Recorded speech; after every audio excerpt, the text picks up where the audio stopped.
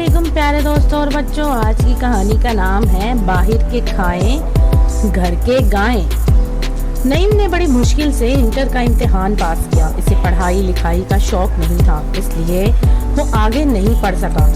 नईम एक दुकान पर इलेक्ट्रिशियन का काम सीख रहा था। काम सीखने के दौरान इसे थोड़ी बहुत रकम भी मिल जाती थी, जिसे वो अपने दोस्तों में उड़ा देता और घर में भी 1 रुपया तक ना देता।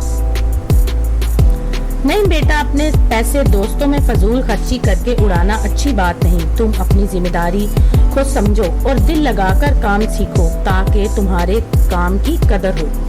नईम के अब्बू ने इसे समझाते हुए कहा, मगर नईम ने हमेशा की तरह एक कान से सुनी और दूसरे से निकाल दी। नईम की गैर जिम्मेदाराना हरकतों की वजह से एक दिन दुकान के मालिक ने भी नईम को दुकान पर आने से मना कर दिया। अब तो नईम को बड़ी फिक्र हुई। इससे जो थोड़ी बहुत रकम मिलती थी वो भी मिलना बंद हो गई।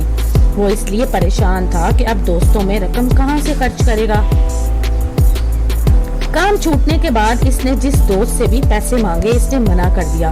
अब नईम को एहसास हुआ कि वो जिन पर अपने पैसे खर्च करता रहा वो सब पैसों के दोस्त थे। नईम ने इसी दिन अपने अब्बू से माफी मांगी।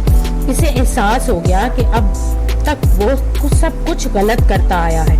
भला ये भी कोई बात हुई कि अपने कमाए हुए पैसे अपने घर वालों को देने की बजाय बाहर उड़ा दिए जाएं। ये तो वही बात हुई कि बाहर के खाएं और घर के गाएं।